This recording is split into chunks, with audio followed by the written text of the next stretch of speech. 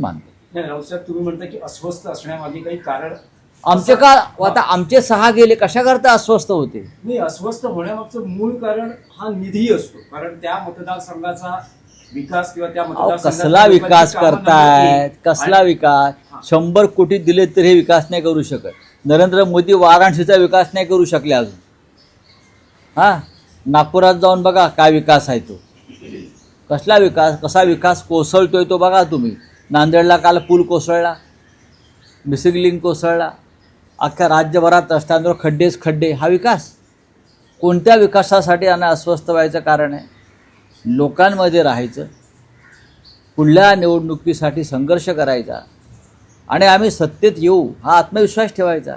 2029ला देशामध्ये इंडिया आघाडी सत्तेमध्ये येणार आणि महाराष्ट्रामध्ये 2029ला हे भ्रष्ट सरकार आम्ही उखडून फेकून देऊ, हा आमचा आत्मविश्वास आहे. अस्वस्थतेचं दुसरं कारण असं असू शकतं की एनसीपी, काँग्रेस या पक्षातल्या अनेक खासदारांच्या सहकारी संस्था, साखर कारखाने अशा संस्था आहेत.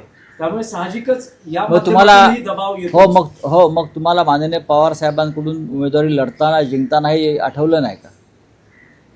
आपण माननीय पवार साहेबांकडून व त्यांच्या पक्षाकडून उमेदवारी घेताना त्यांच्याकडून कष्ट करून घेताना आमच्याकडे